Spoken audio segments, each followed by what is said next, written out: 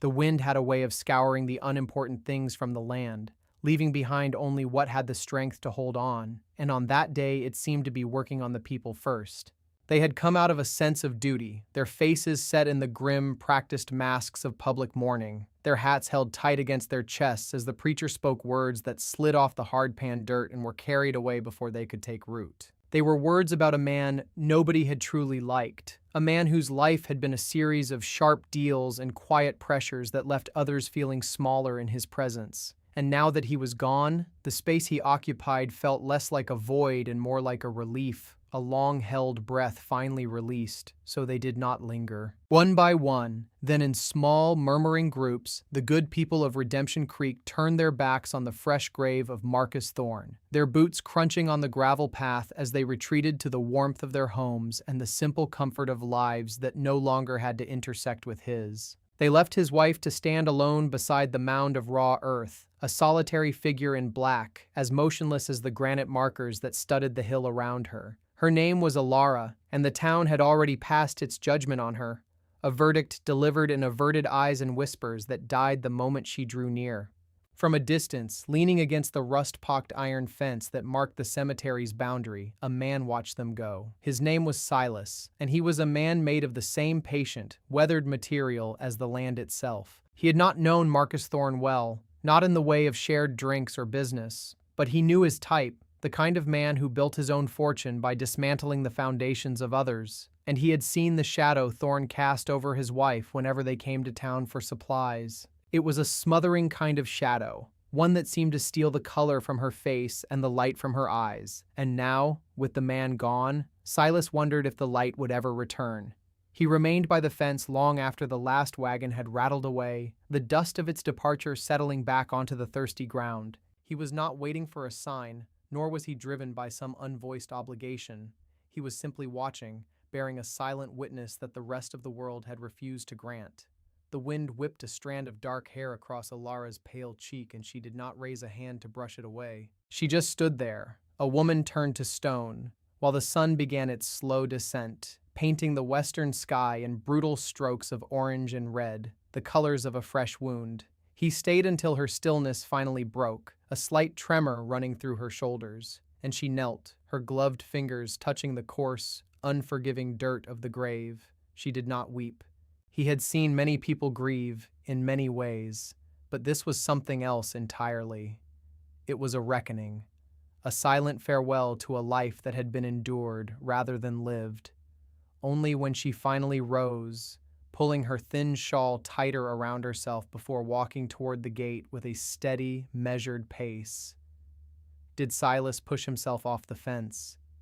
He did not approach her, did not offer condolences that would ring as hollow as the preacher's sermon. He simply watched her walk down the long road back toward the isolated ranch Thorne had carved out of the scrubland, a property as remote and friendless as the man himself had been. He stayed long after she was gone. The cold came down from the mountains. Afternoon. Silas worked the leather in his hands, the familiar scent of oil and hide filling the quiet of his barn. His movements were economical, born of long practice, each pull of the awl, each pass of the needle, a testament to a life spent mending what was broken. He was repairing a bridle, the straps cracked and worn from sun and use, and as he worked, his mind was on the woman at the cemetery. He had seen her in town before, always a step behind her husband, her gaze fixed on the boardwalk planks as if counting them. Thorne had done all the talking, his voice a confident baritone that commanded attention, while she had faded into the background, a ghost in a calico dress. The town had decided she was weak, or perhaps complicit, a willing beneficiary of her husband's sour dealings. They did not see the tension in her shoulders or the tight set of her jaw, the small rebellions of a spirit that had been bent but not yet broken. He finished the final stitch, tested the strength of the repair with a firm tug, and hung the restored bridle on a hook. His own life was a quiet affair, a collection of routines that governed the rising and setting of the sun. He had his small ranch, a few dozen head of hardy cattle, and a horse that understood him better than most people. He had come to Redemption Creek years ago seeking nothing more than solitude, a place where the clamor of the world could fade into the whisper of the wind through the pines, and he had found it. But the image of Elara Thorne standing alone in that boneyard had disturbed his peace. a discordant note in the simple melody of his days. It was the profoundness of her isolation that troubled him, the way an entire community had collectively turned its back, leaving her to face the wreckage of her life alone. He knew that kind of loneliness. It had a weight and a chill that could seep into a man's bones. He wiped his hands on an oily rag, the calluses on his palms scraping against the rough fabric. Marcus Thorne had left behind more than just a widow. He had left behind a web of debts and bad blood, and Silas had a feeling the town's silent judgment was only the beginning of her troubles. Days later, he saw it begin. He was in the mercantile, pricing out a new sack of grain, when Elara entered. The low hum of conversation in the store did not so much stop as change its texture, thickening into a heavy, watchful silence.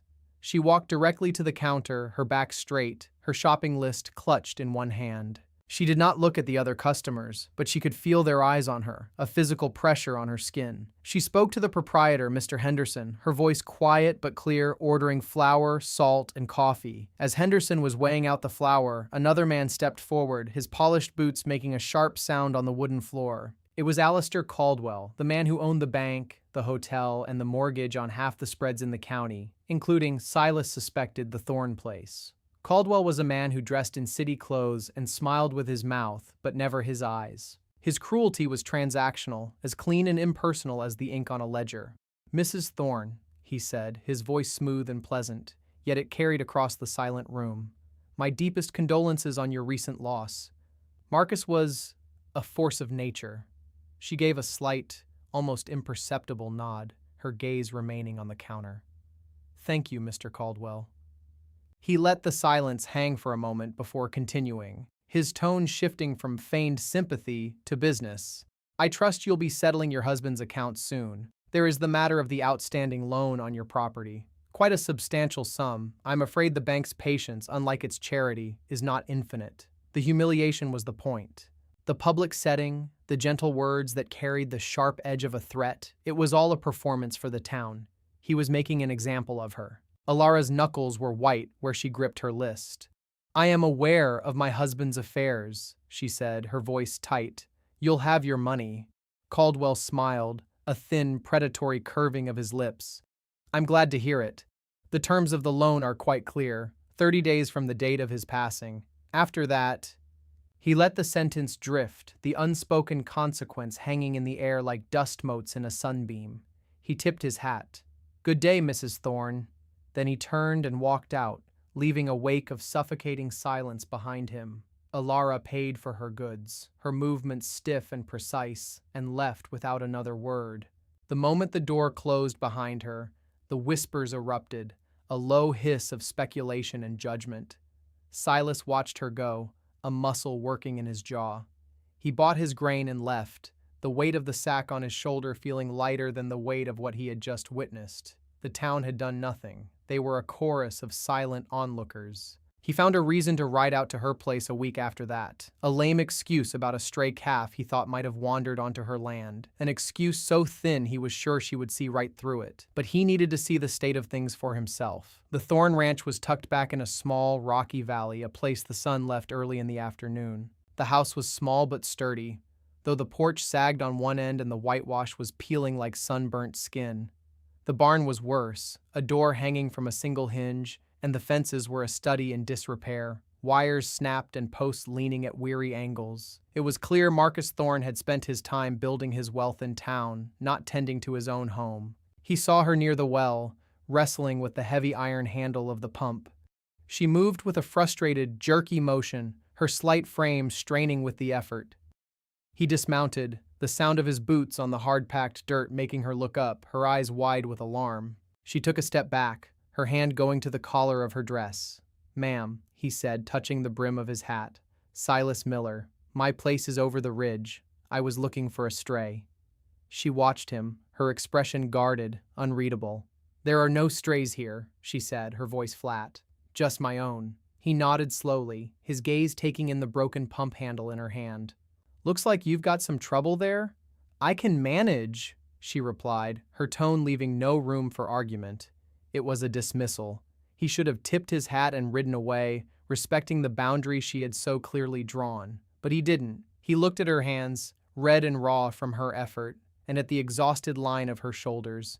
He saw not the weakness the town saw, but a fierce, desperate pride. He walked over to the well, not waiting for an invitation. "Sometimes a piece of iron just needs a different kind of persuasion," he said, his voice low and even. He took the handle from her, his calloused fingers brushing against hers for a fleeting second. She flinched but did not pull away. He examined the mechanism, saw the worn pin that had slipped from its housing. He took a small hammer and a punch from his saddlebag and, with a few deft, precise taps, drove the pin back into place. He worked the handle. It moved smoothly, and a moment later, clear water gushed from the spout.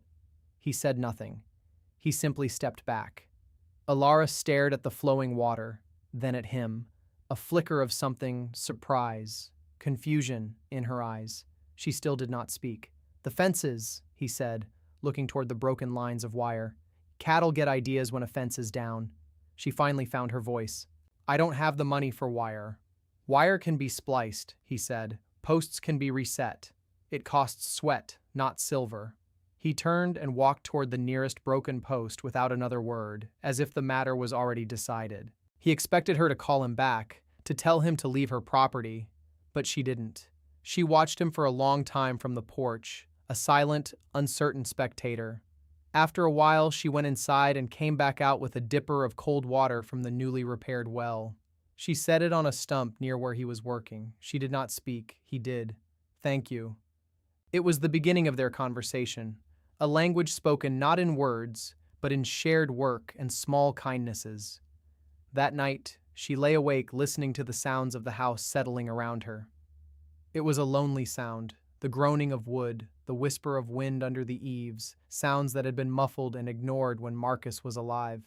His presence had filled every corner of the house, a heavy, oppressive thing. He had not been a physically cruel man, not in a way that left visible bruises, but his cruelty was one of the spirit. He had isolated her, mocked her quiet nature, and treated her as another of his possessions, something to be managed and controlled. He had married her for her father's small plot of land, which he had promptly sold, and then moved her here, to this forgotten valley, where her only company was his booming voice and his endless calculations. She had learned to be small, to be silent, to expect nothing.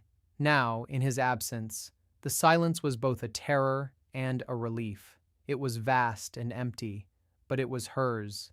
The sound of the stranger's hammer earlier that day had been the first intrusion into that silence, but it had not been an unwelcome one. He had not offered pity, which she would have despised. He had not asked questions, which she would not have answered. He had simply seen a thing that was broken and fixed it. He had treated her not as Thorne's widow, not as a problem to be solved, but as a person with a broken well pump. The simplicity of it was startling. She thought of his hands, large and scarred, yet gentle and sure as they reset the pin. She thought of his eyes, which had looked at the broken fence and not at her, affording her a small measure of dignity.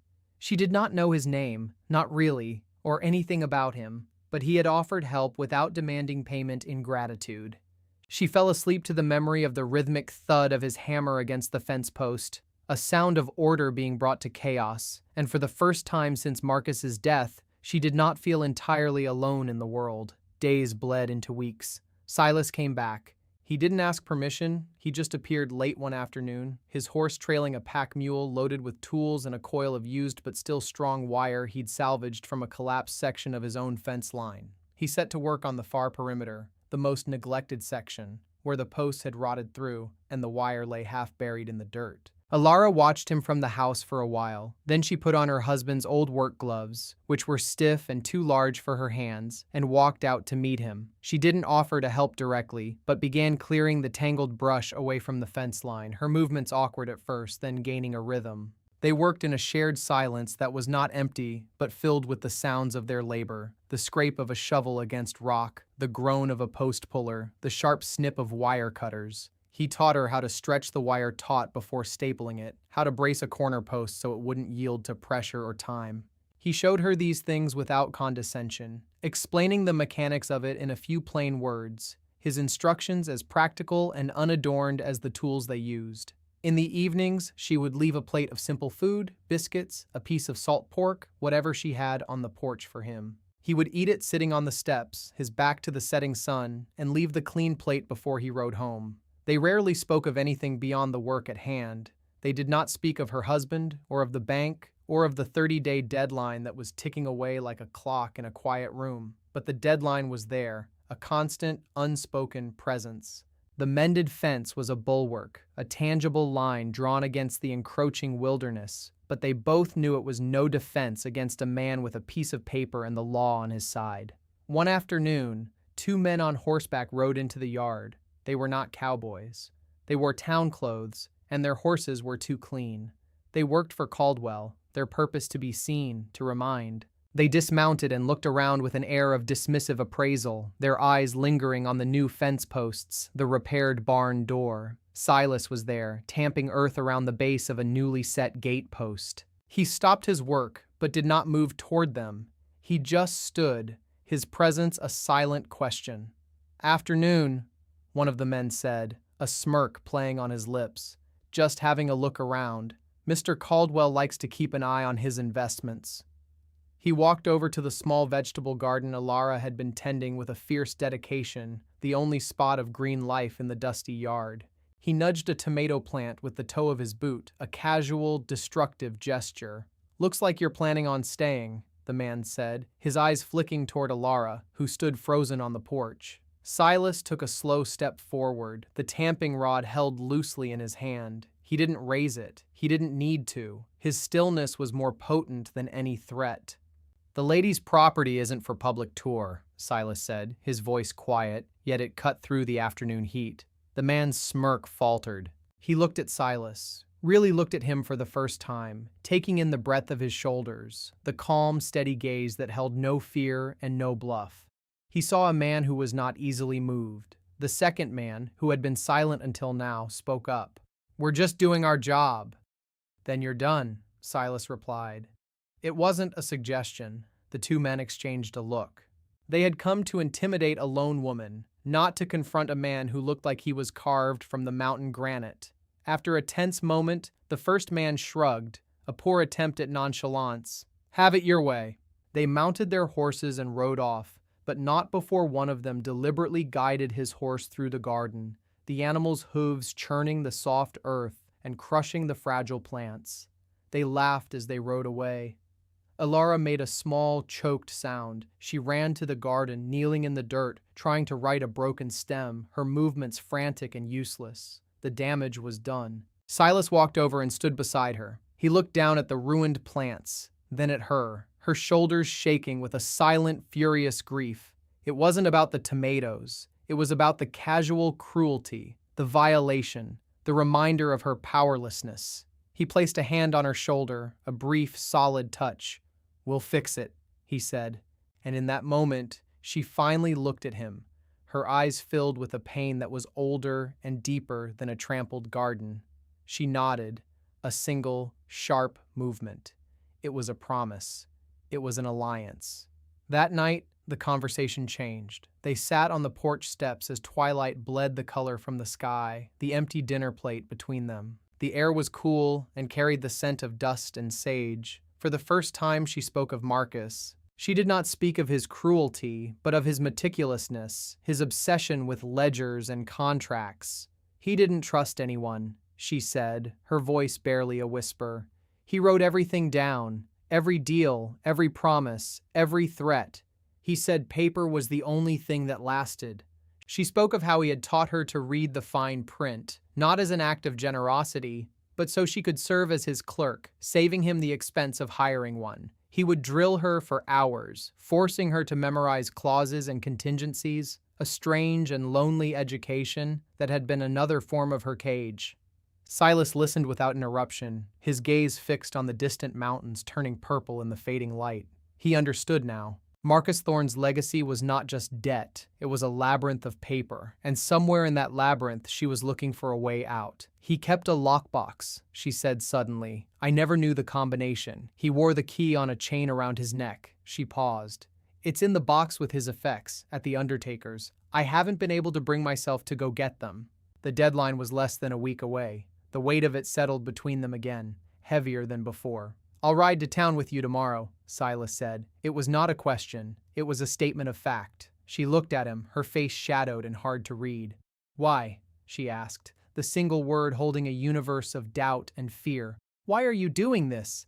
He was silent for a long time, watching the first star appear in the darkening sky. He thought of all the reasons he could give, but none of them felt true enough. He wasn't doing it for her, not entirely. He was doing it for the quiet order of the world, a world where a trampled garden was an offense and a person's dignity was worth defending. He was doing it because he had stood by and done nothing too many times in a life he rarely spoke of. "Some fences are meant to be mended," he said at last. It was not a full answer, but it was an honest one. And for her, it was enough.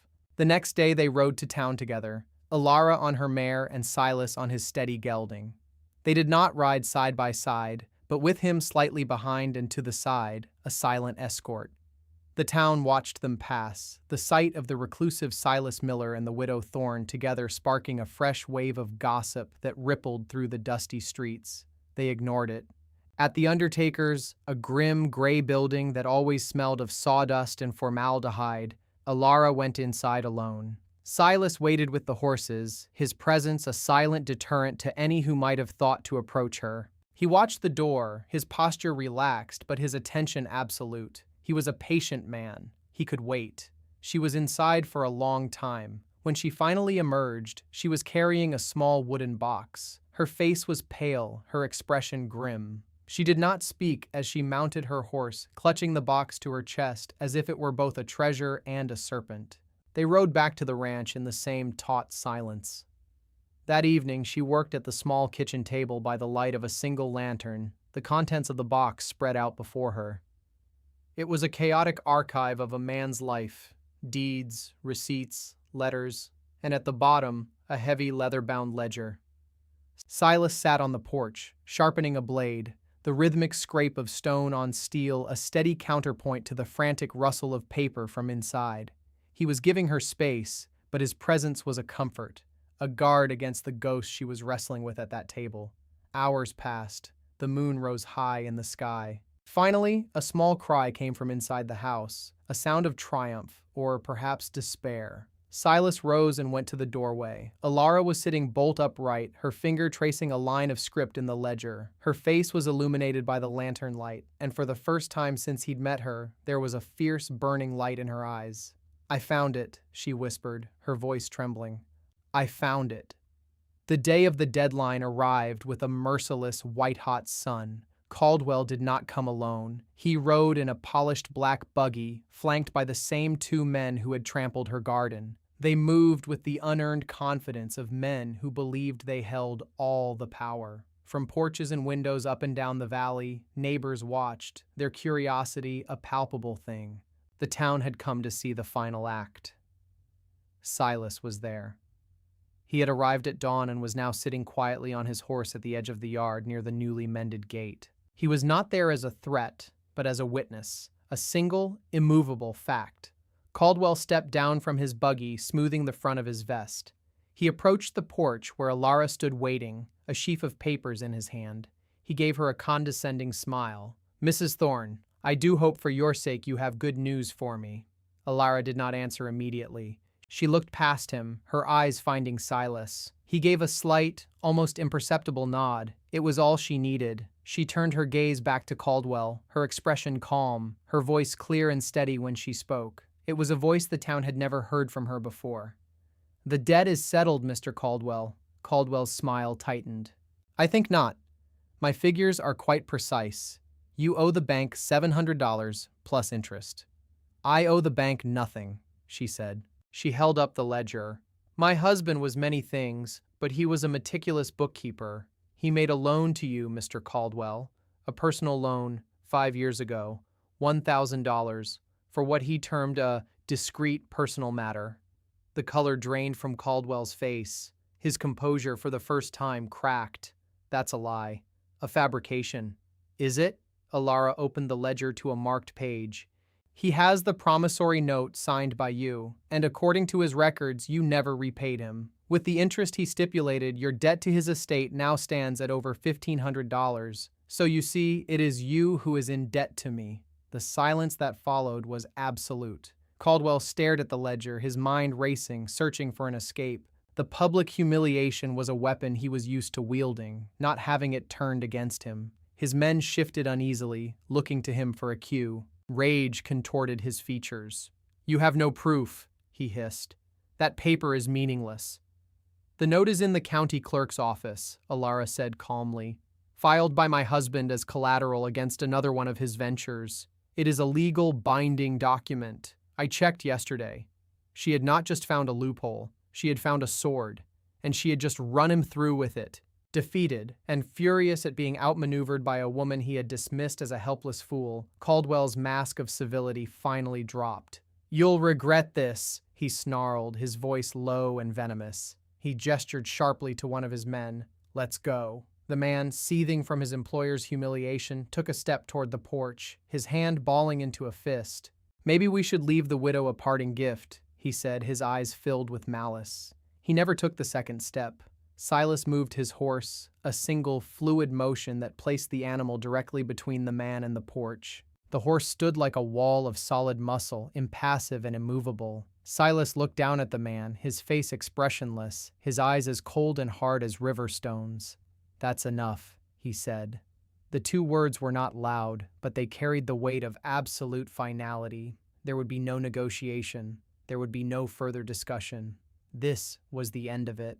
The man froze, staring up at the unyielding figure on the horse. He saw no anger, no bravado. He saw something far more intimidating: certainty. He backed away. Caldwell, his face a mask of fury, climbed back into his buggy. "This isn't over," he spat, but the threat was hollow. He had lost, and everyone had seen it. He snapped the reins, and the buggy rattled away, his men following behind, leaving a cloud of dust and shame in their wake. The watching neighbors slowly disappeared back into their homes, the show concluded. The silence that descended on the yard was different now. It was not empty or lonely, it was peaceful. Elara stood on the porch, the heavy ledger still in her hands. She looked at Silas, her eyes shining with unshed tears, but they were not tears of sorrow. They were tears of relief, of victory, of a long-imprisoned spirit taking its first breath of free air. He dismounted and walked to the porch, stopping at the bottom step. He looked at the trampled garden. "I'll fetch a spade," he said. Weeks later, the sun was warmer now, kinder. The valley had come alive with the green of late spring. The Thorne Ranch, or as people were starting to call it, the Miller place, though he never corrected them, was transformed. The house had a new coat of whitewash that gleamed in the morning light. The porch no longer sagged, and the barn door swung true on new hinges. The fences stood straight and strong, a testament to shared labor. The garden was thriving, new tomato plants staked and climbing toward the sun, a replacement for everyone that had been destroyed. Silas and Elara worked together, reshoeing her mare. They moved in a comfortable, practiced rhythm, their silence now a form of easy communication. He would hold the hoof steady while she rasped the edges smooth. She would pass him the nails without him having to ask. The town still talked, of course, but the whispers had changed. They were no longer whispers of scorn, but of grudging respect, of wonder. The woman they had written off as a weakling had faced down the most powerful man in the county and won. The reclusive rancher they had dismissed as an oddity had revealed a core of unshakable integrity. They had become something of a local legend, a quiet story of resilience and unexpected strength.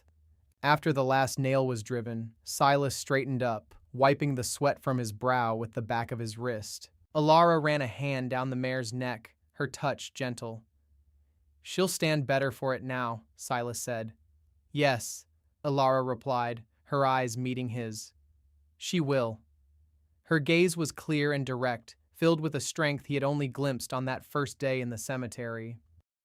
The shadow of Marcus Thorne was gone, replaced by a quiet confidence that was entirely her own. She had not been rescued. She had simply been given the space and the tools to rescue herself. He had mended her fences, and in doing so, had given her the means to defend her own ground. The world was still a hard place, and their lives would not be easy, but they would face it together. They had built something here, in this small, forgotten valley. Not with contracts or silver, but with sweat and silence and shared work. They had built a home, they had restored a life, they had earned their peace. Sometimes, the world judges a person not for who they are, but for the company they were forced to keep.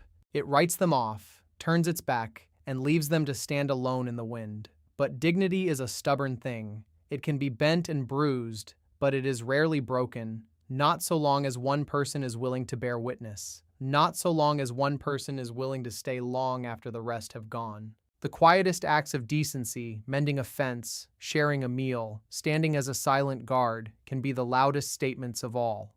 They don't erase the past, but they can build a future. They can't undo the cruelty of the world, but they can prove that it does not have the final word. We thank you for spending this time with us, for listening to this story. If it moved you, we hope you'll consider liking this video and subscribing to our channel for more stories like it. Perhaps you have a story of your own, a time you saw someone stand up when no one else would, or a moment when a small act of kindness changed everything. We'd be honored if you'd share it with us in the comments below. Until next time, be well and be a witness for the good.